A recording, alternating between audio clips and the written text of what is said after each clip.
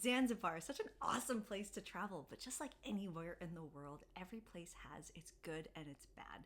And while I was traveling there, I had a decent amount of dishonest or negative things that happened to me. And in this week's video, I want to share those experiences with you along with tips so that in case these happen to you, you can be aware of it and navigate around the situation. And I hope none of it does happen to you. But I'm trying to create the video that I wish I got to watch. And a tip before we get started, I love to look at Wikitravel and read the section that says safety because it usually breaks down some of the intricate scams, and it has helped me in so many places in the world to be like, oh, I know what's going on right now. This ain't gonna happen. But the Wikitravel for safety isn't available for Zanzibar, so I feel compelled to make this video, which by the way, if you're new here, I'm Christine with Where in the World to See Out, and I make travel videos every week to help you get up, get out, and go travel. So if you like to travel, consider subscribing. All right, let's dive in. I'm kicking this off with 3 stories of scams in the making, or just moments in which I was like, am I getting scammed? My gut's telling me something is really weird here. And the first one starts with constantly getting pulled over. And so we had a driver in Zanzibar, which I highly recommend, especially if you're trying to navigate the entire island. But we would get pulled over by the police and they would just wait and look at us. And we rolled down the windows so that they could look in the car. But they never had us come out and they never said anything to us, but we would just wait and they would look at us and we would look at them. And on one of these instances, I turned to my driver and I was like, what are we waiting for? And he told me, they're waiting for you to pay them. And I said, do I have to? And he was like, no. And so we just went. And this is the opposite of what happens when you're traveling in Mexico. You get pulled over by the police in Mexico and it's game over. Hopefully not for you, if that's just been my experience. But that was what happened on half a dozen occasions in Zanzibar. And so just be aware of that. And my tip for you here is you have the potential to just get out of there. So tell your driver to go. The second one that really confused me is that every day there were like these random tourist fees or tourist certificates that we needed to pay for. And it was always like a super nominal small amount, $2, $1, $5. But it happened just about every single day we were on the island.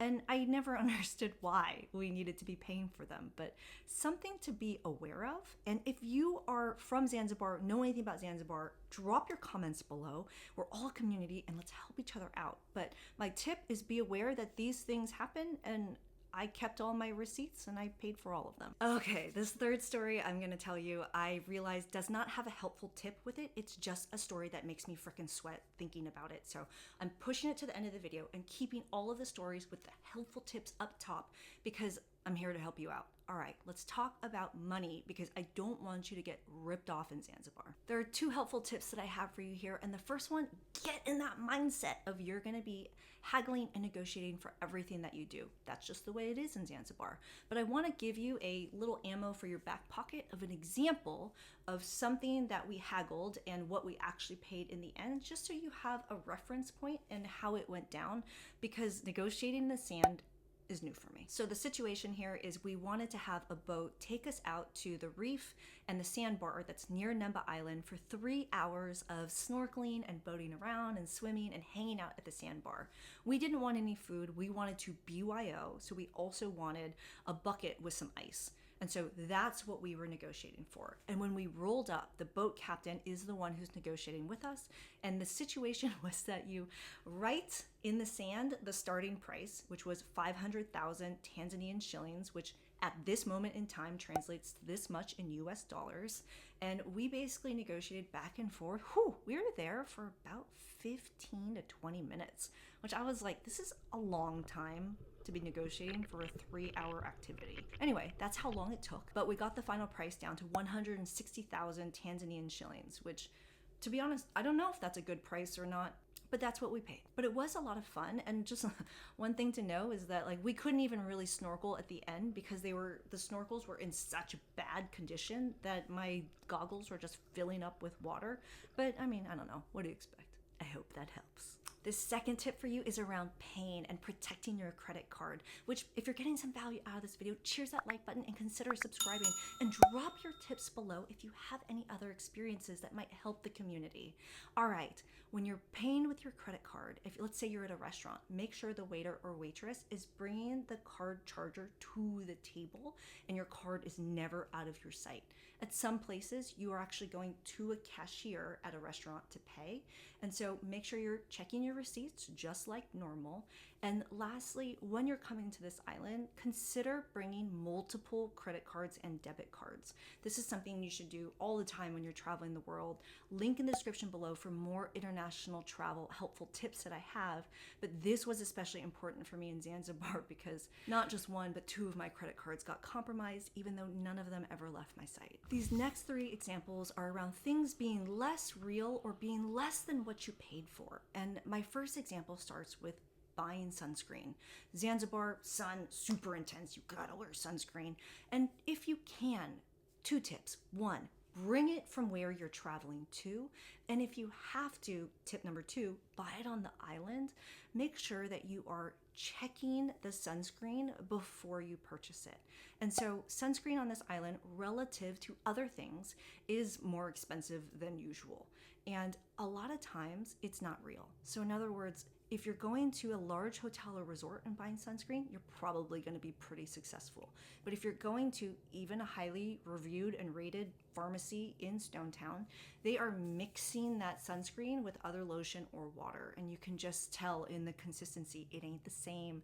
And my poor friends got so sunburnt because they bought some. So just something to look out for. Speaking of pharmacies, my second tip for you here is if you happen to catch a cold like I did and have to buy some medicine, if your medicine says 16 capsules, open it on the spot in front of the pharmacist and make sure all 16 are in there, because I was charged the full price for half the number of pills that I should have gotten in my cold medicine, and my friend had to go back and pay the same price for all of the medicine. So just another one to look out for. And this last one is if you like to go out drinking and have a good time and go to the bars, consider doing bottle service anytime you can.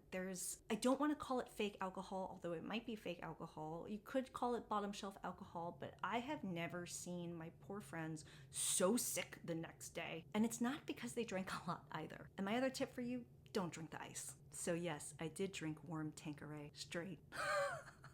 This next tip, I wish I had more snacks with me.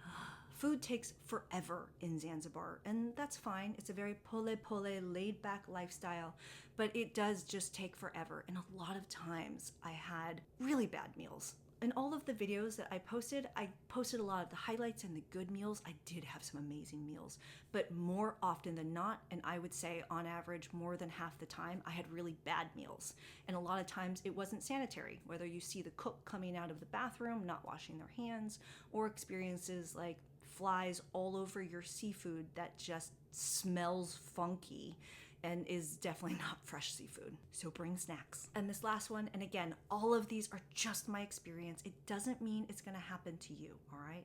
Okay, this last one is as cute as the kids are, they will follow you around, they will beg you for money, and they will be trying to pickpocket you. That was my experience, so just look out for that. Okay, I'm sweating just thinking about telling you this final story. And a disclaimer before I share it. The reason why I don't know if I'm gonna make this video available to everyone is this isn't a rant. This is really me trying to provide the helpful tips that I wish I got to see before I traveled somewhere. And I made a video similar to this for Tulum, Mexico, and a lot of people thought that I was just trying to hate on Tulum when I actually I'm planning my return trip. So I just don't want you to get the wrong idea. And don't forget to add your helpful tips in the comments. Okay, let's tell this story. So remember earlier I told you about that boat that we haggled for to go take us out to snorkel and swim and stuff.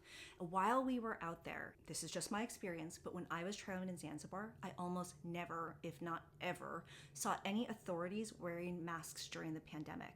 But while we were out there, a police boat came up, and the driver, the policeman, was wearing a mask and sunglasses to completely cover his face.